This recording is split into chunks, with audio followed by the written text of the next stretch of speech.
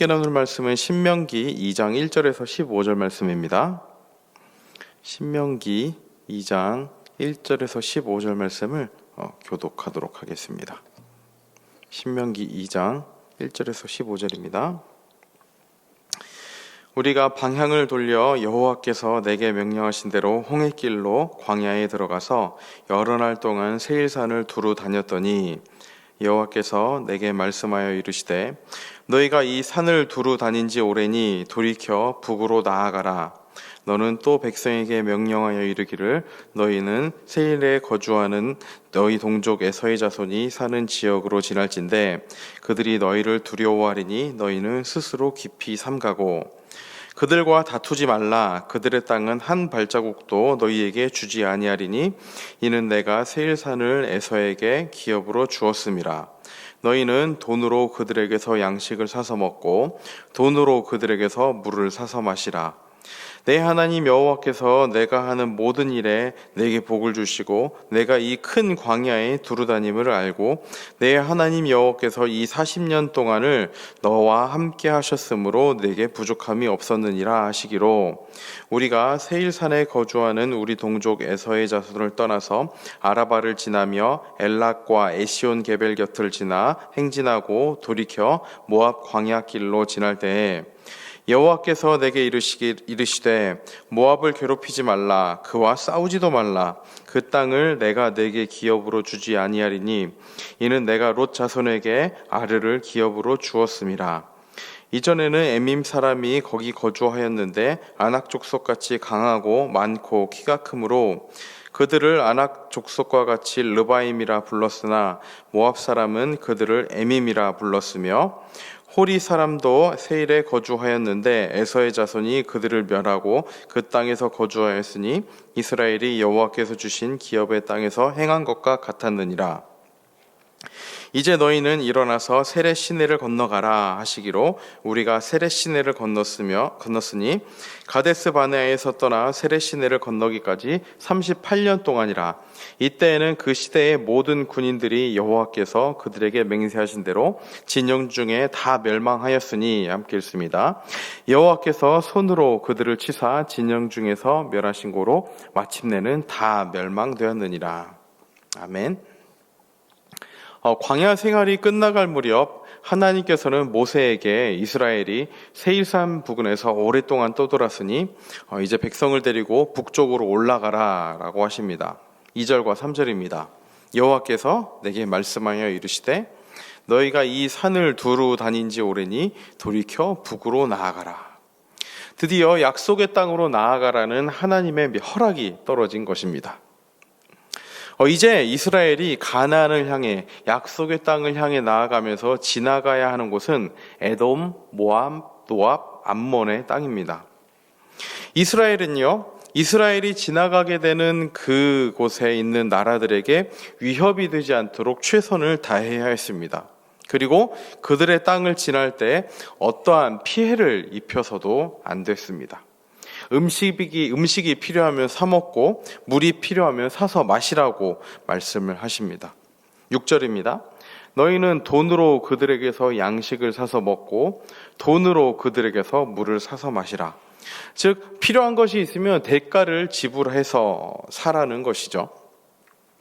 하나님께서 이스라엘에게 가나안 땅을 선물로 주신 것처럼 이 민족들에게도 이제 이스라엘이 지나가는 그 길에 있는 그 민족들에게도 그들의 땅을 선물로 주셨기 때문이라고 말씀합니다. 5절 끝부분에 기록된 말씀입니다. 이는 내가 세일산을 에서에게 기업으로 주었음이라. 9절도 마찬가지입니다. 끝부분에 이는 내가 룻 자손에게 아르를 기업으로 주었음이라 라고 기록이 되어 있습니다. 즉 하나님께서는요 이스라엘 백성들에게 가나안 땅을 약속해 주신 것처럼 다른 민족들에게도 그 땅을 주셨다, 그 땅을 기업으로 주셨다라고 이야기를 하고 있습니다. 사실 하나님의 이러한 명령에 대해서 지도자 모세를 통한 이 명령에 대해서 백성들은 불만이 생겼을 수도 있습니다. 일단 에돔은요, 그 야곱의 쌍둥이 형 에서의 자손입니다.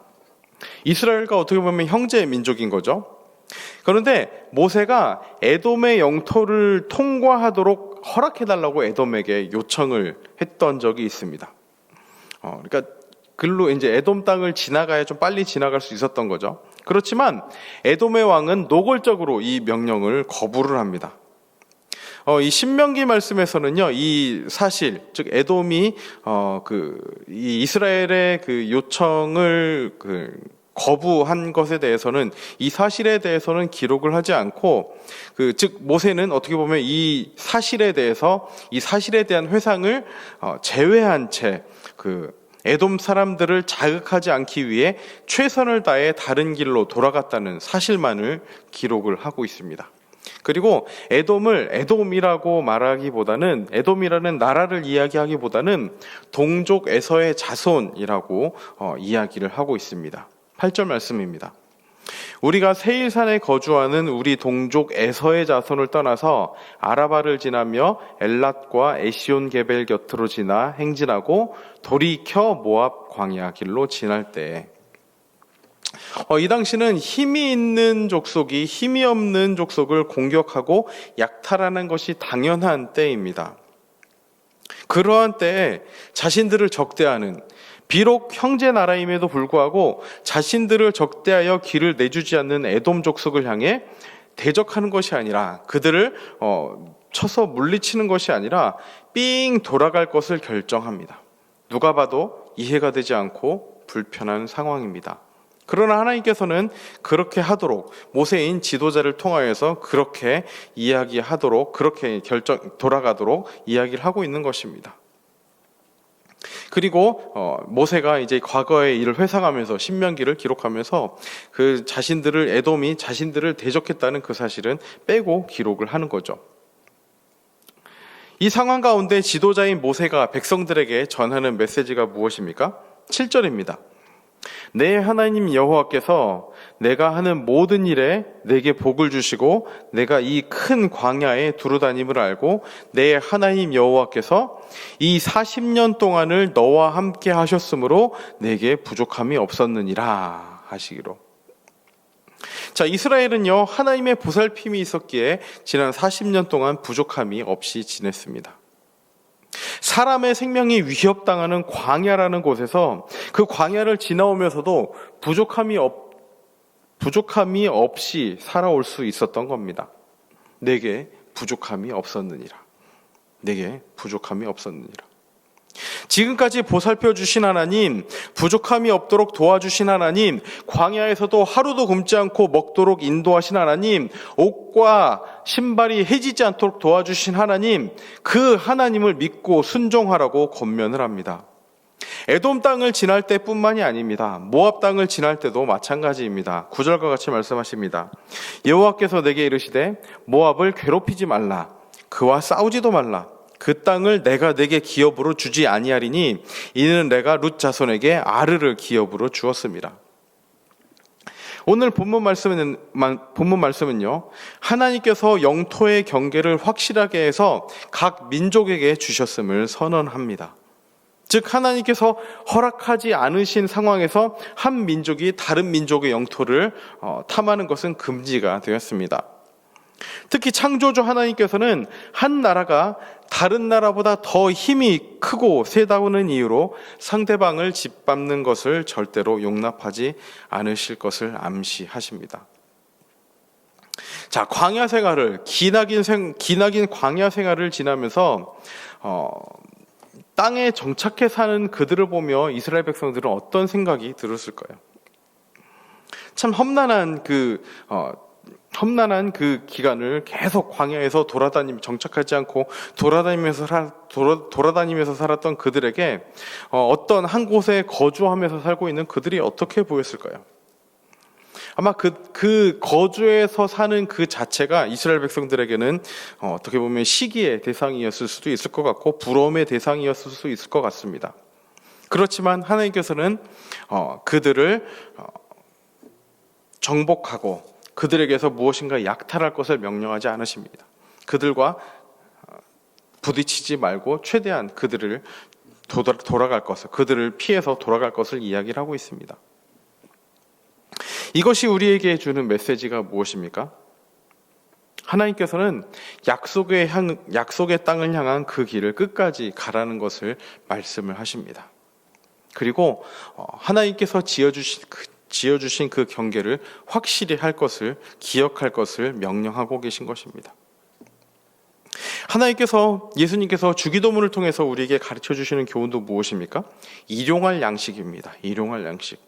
오늘 하루를 위한 양식을 기억을 하라고 말씀을 하신 것입니다.